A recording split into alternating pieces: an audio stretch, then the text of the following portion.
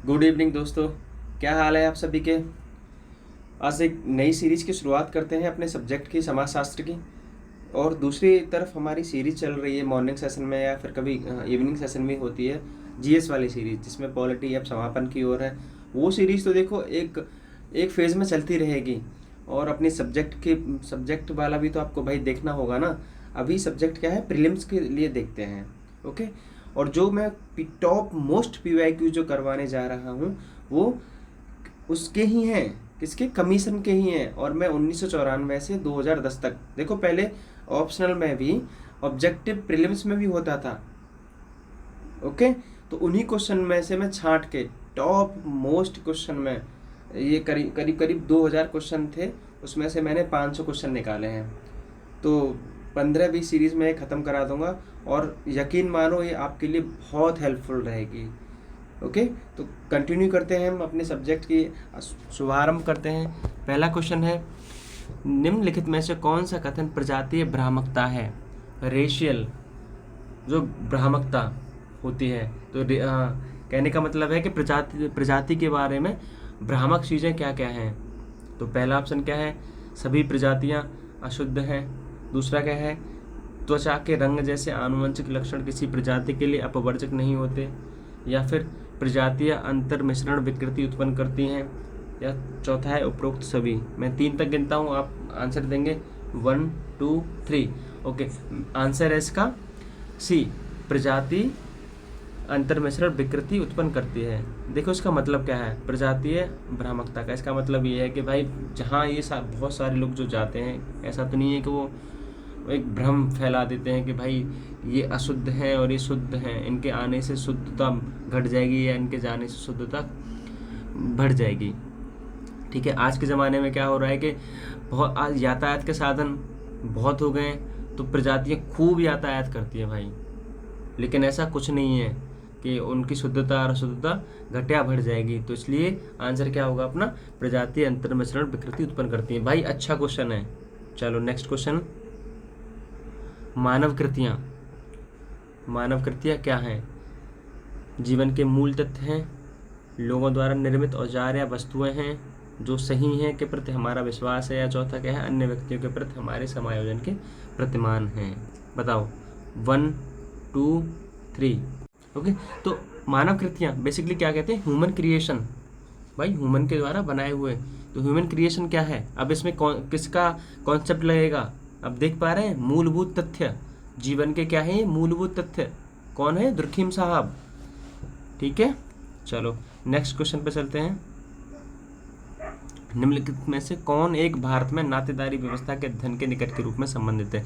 देखो सबसे ज़्यादा इन ऑप्शन में, सबसे ज़्यादा आप बताओ।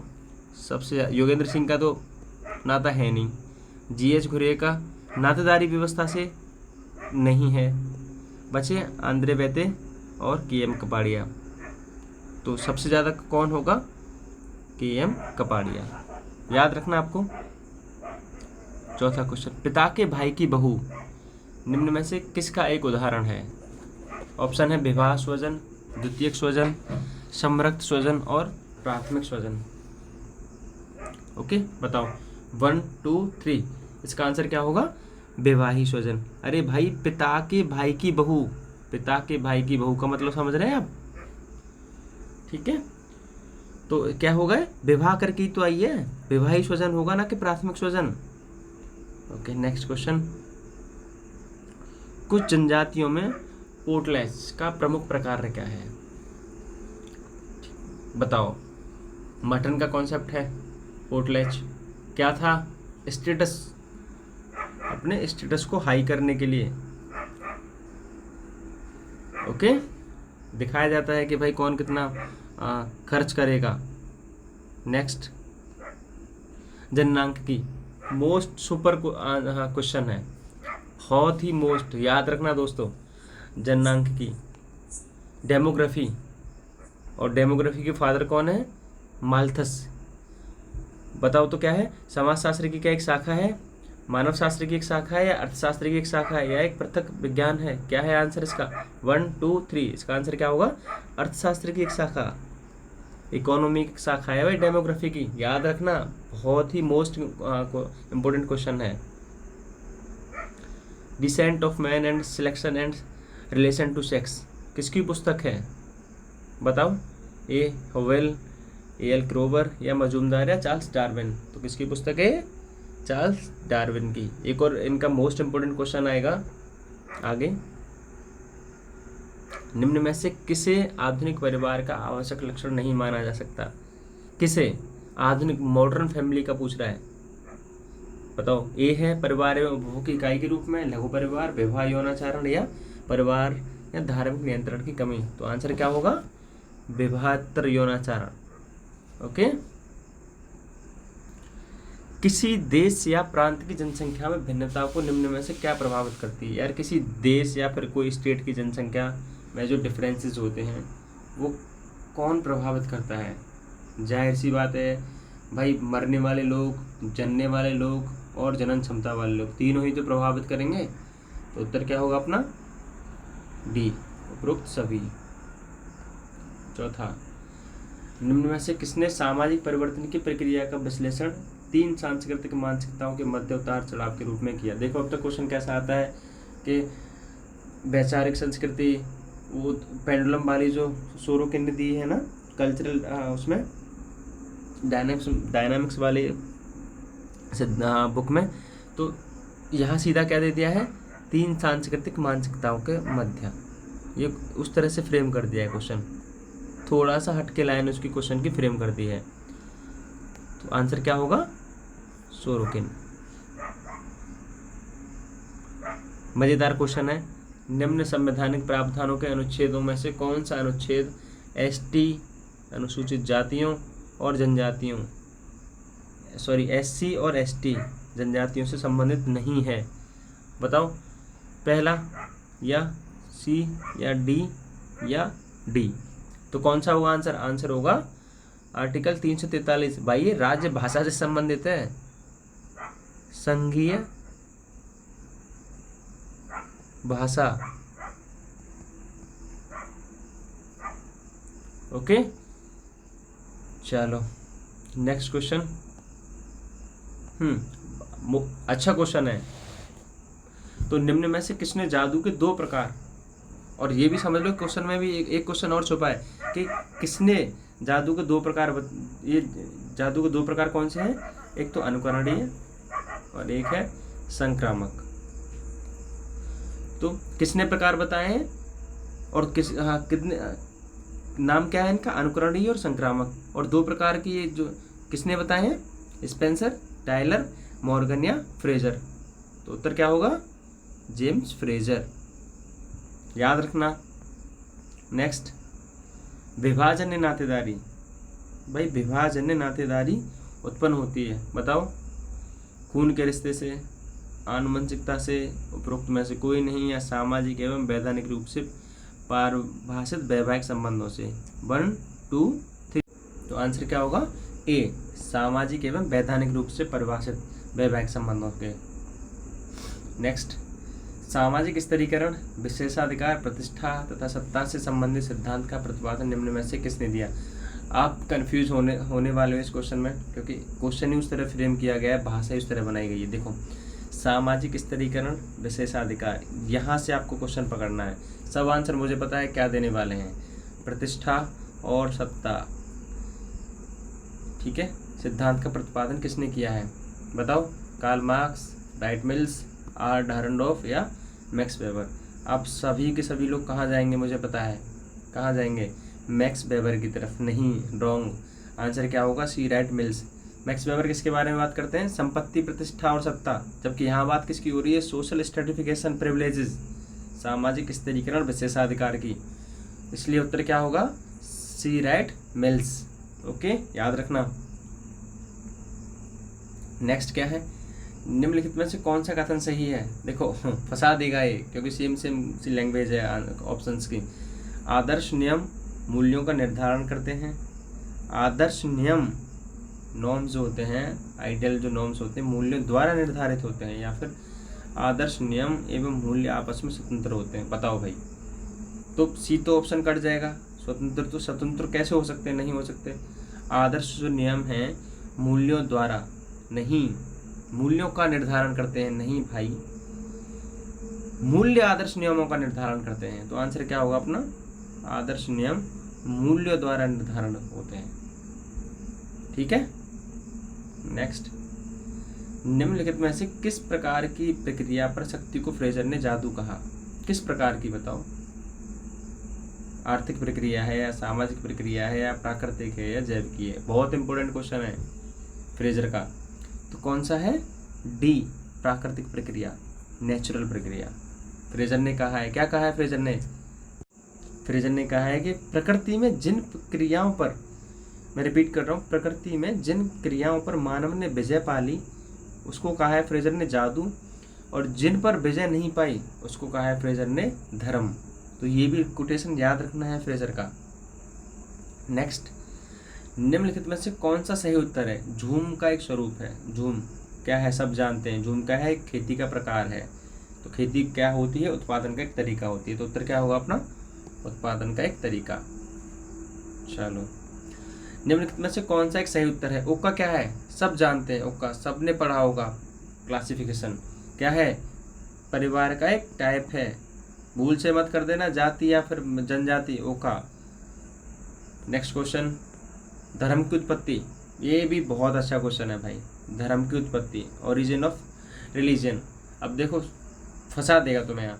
अज्ञेय से भय से हुई या ज्ञेय से, देखो अज्ञेय का मतलब है हाँ जिसके बारे में हम जानते नहीं है, और ज्ञेय का मतलब है जिसके बारे में हम जानते हैं।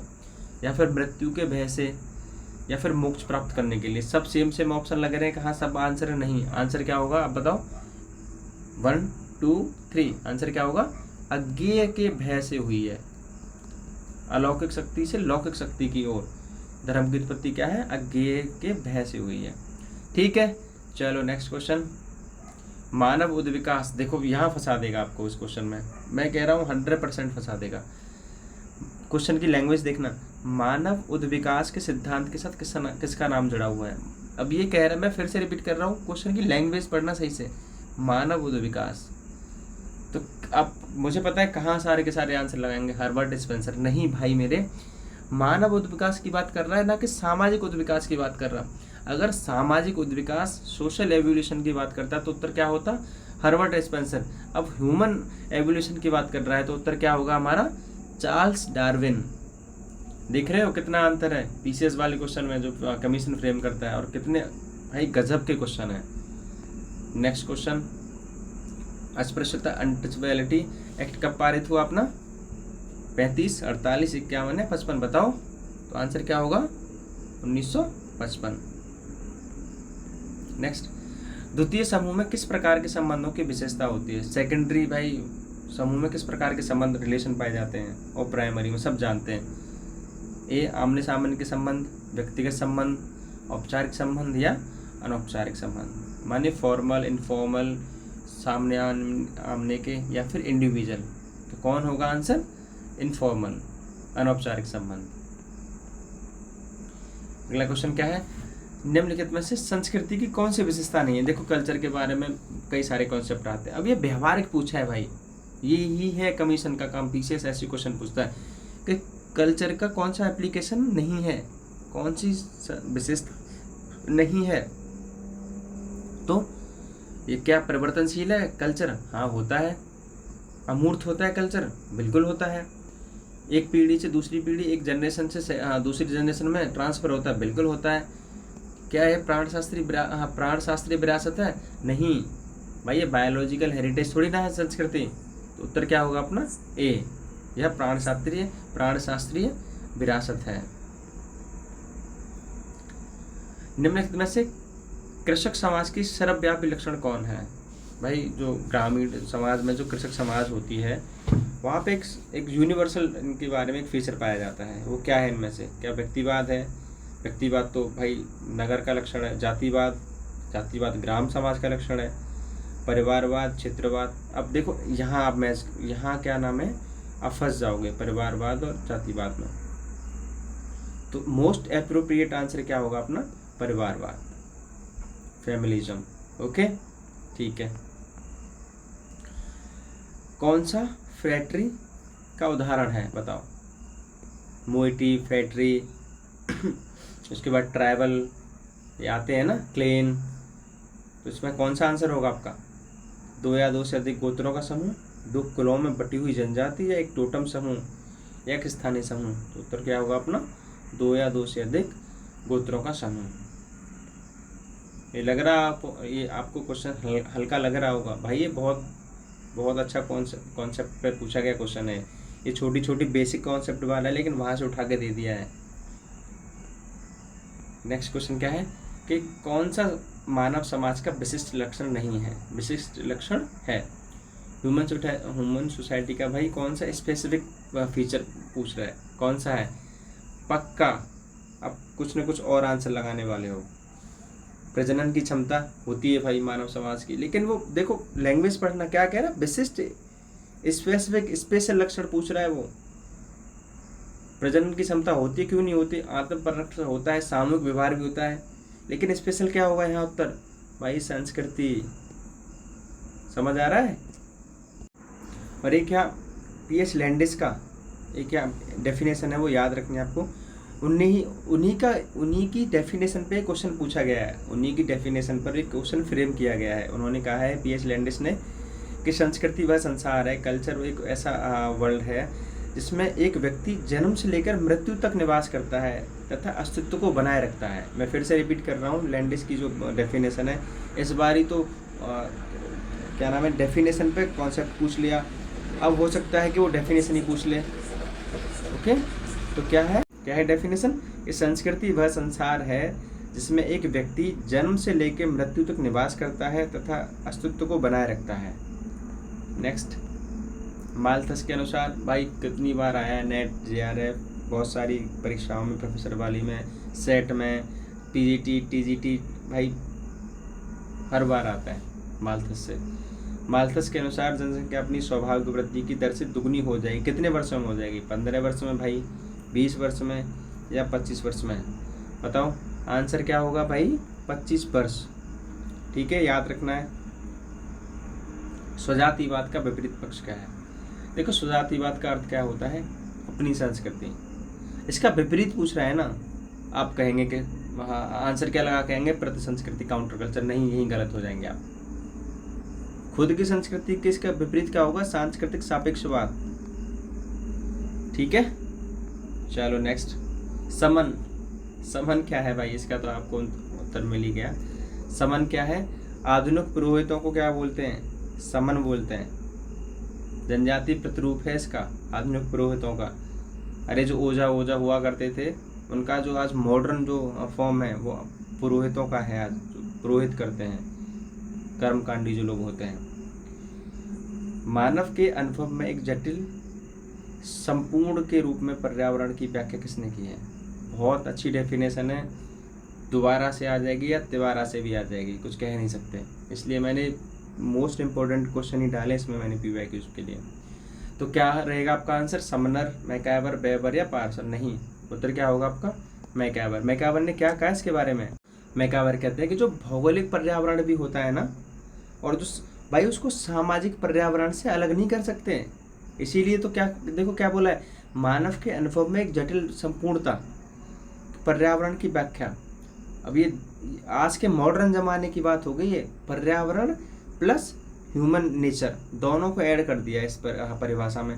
परिभाषा भी पूछी जा सकती है, तो याद रखेंगे कि कौन बात करता है भौगोलिक पर्यावरण प्लस सामाजिक पर्यावरण की, ये दोनों पृथक नहीं हो सकते। तो कौन करता है? अपना मैकैवर। नेक्स्ट क्या है? समुदाय में होने वाला परिवर्तन का स्थान आप कहाँ निर्धारित करेंगे? समुदाय की जननांग की संरचना में, समुदाय के लोगों के जलपान की आदतों में, या समुदाय की आवास प्रतिमानों में, या समुदाय की यातायात व्यवस्था में? तो उत्तर क्या होगा इसका? समुदाय की डेमोग्राफिक स्ट्रक्चर में। ठीक है, अरे वहाँ से कई लोग प्रवास कर जाते हैं, कई लोग उत्प्रवास कर जाते हैं, कई लोग फिर चले भी जाते हैं, ख़त्म भी हो जाते हैं, तो उस जाहिर सी बात है कि डेमोग्राफिक स्ट्रक्चर में चेंज होगा। ब्लेस क्वेश्चन क्या नाम है आपका? बुक्स पूछी हैं, बुक्स का आप बताओ। तो सब जानते हैं ब्लेज इंडिया किसकी बुक है? मैकम मेरिट की। लेटरिन कम्युनिटी किसकी बुक है? रॉबर्ट रेनफील्ड की। सोशल सिस्टम टोलकोट पार्सन की। इनइक्वालिटी एंड सोशल चेंज किसकी है? ये एम.एन. श्रीनिवास की नहीं, ये किसकी है? आंद्रे बैते की।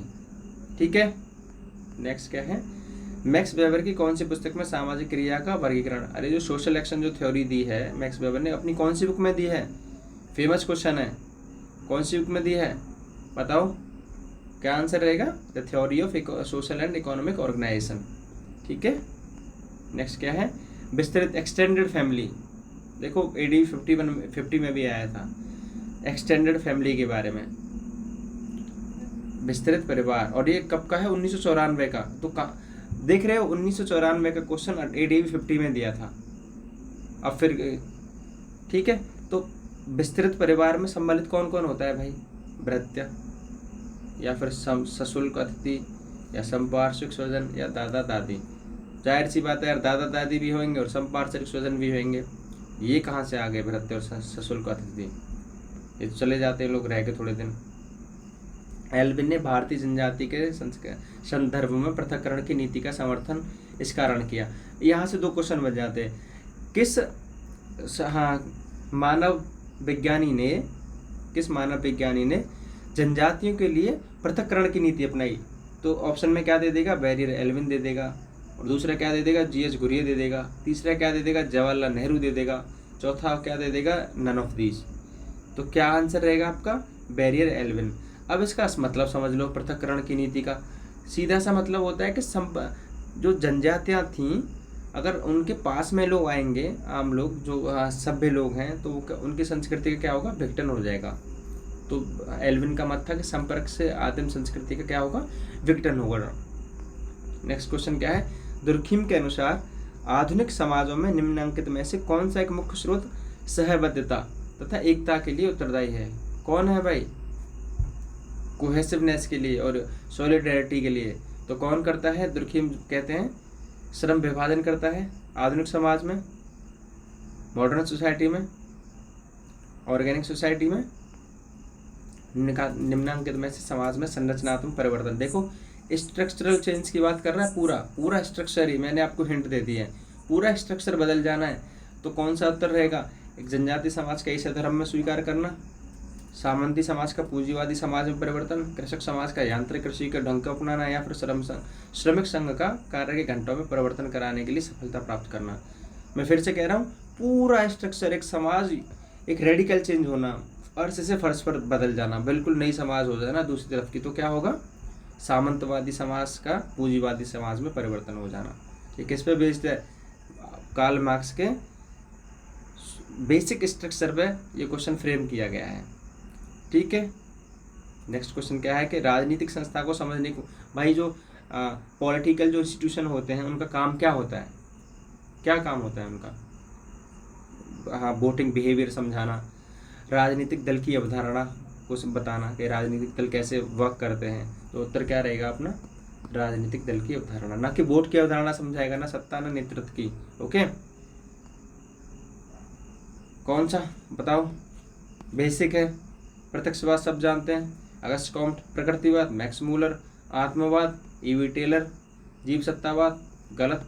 तो कौन सा उत्तर रहेगा? 3 और 4, डी। नेक्स्ट क्या है? लेविरेट, सरोरेट सब जानते हैं। लेविरेट क्या होता है और सरोरेट क्या होता है? सरोरेट मतलब साली विवाह, लेविरेट मतलब देवर विवाह। देवर विवाह कब होता है? जब भाई खत्म हो जाता है। तो मृत पति के भाई तथा उसकी विधवा स्त्री के विवाह। आंसर क्या रहेगा अपना? बी। नेक्स्ट क्वेश्चन, निम्नलिखित में से कौन सी मूल विशेषता संरचना का प्रकार से अंतर स्पष्ट करती है? बताओ। सोशल स्ट्रक्चर से क्वेश्चन पूछ लिया और फंक्शन से, दोनों को मिला के पूछा है। तो कौन सा अंतर स्पष्ट करेगी? क्या सामाजिक संगठन का स्वरूप? नहीं। भागों की प्रकारता है, सिंगल एक कॉन्सेप्ट की ओर बता रहा है। सापेक्षिक स्थिरता और परिवर्तन, या फिर सामाजिक व्यवस्था के अंतःक्रियात्मक भागों में क्रम। बताओ, दोनों की बात कर रहा है संरचना का प्रकार। तो क्या उत्तर रहेगा अपना? सापेक्षिक स्थिरता एवं परिवर्तन। आपको लग रहा होगा कि उत्तर सामाजिक व्यवस्था के अंतःक्रियात्मक भागों में क्रम होगा, नहीं। उत्तर क्या होगा? सापेक्षिक स्थिरता। एक तरफ तो यार स्टेबिलिटी भी रहती है और दूसरी तरफ क्या होता है? परिवर्तन भी होता है। तो स्टेबिलिटी क्या है? वो संरचना है, और जो परिवर्तन हो रहा है संरचना में वो क्या है? उसका प्रकार है। Got it. नेक्स्ट क्वेश्चन, संस्कृति का मुख्य भाई व्हीकल कौन होता है, आगे ट्रांसफर कौन करता है अपने कल्चर को? जाहिर सी बात है, व्यक्ति करता है।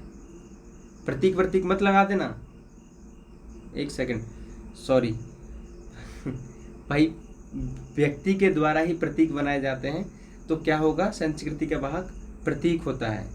मैं गलत बोल गया, ओके, व्यक्ति मत कर देना। तो आपके मोस्ट ऑफ द क्वेश्चन यहाँ पहली सीरीज ख़त्म होती है, और 10 से 12 इस PYQs की जो सीरीज चलेगी मोस्ट क्वेश्चंस की, वो मैं ख़त्म करा दूंगा। देन थोड़ा थोड़ा मैं थ्योरी कराऊंगा प्रीलिम्स तक, और उसके बाद में मेंस की सीरीज़ आपको चलेगी। तो फर्स्ट फेज में प्लेलिस्ट भी मैंने बना दी है, पॉलिटी ख़त्म होने को आई है, उसके बाद मैं दूसरी GS की टॉपिक चालू करूँगा, और सेम डे में आपको अपने सब्जेक्ट की सीरीज़ भी स्टार्ट हो गई है। तो बने रहिए और प्लीज़ तैयारी करते रहिए, क्योंकि डेट जल्दी से जल्दी आने वाली है। मिलेंगे नेक्स्ट सीरीज़ में, मिलते हैं, स्वस्थ रहिए, जय हिंद।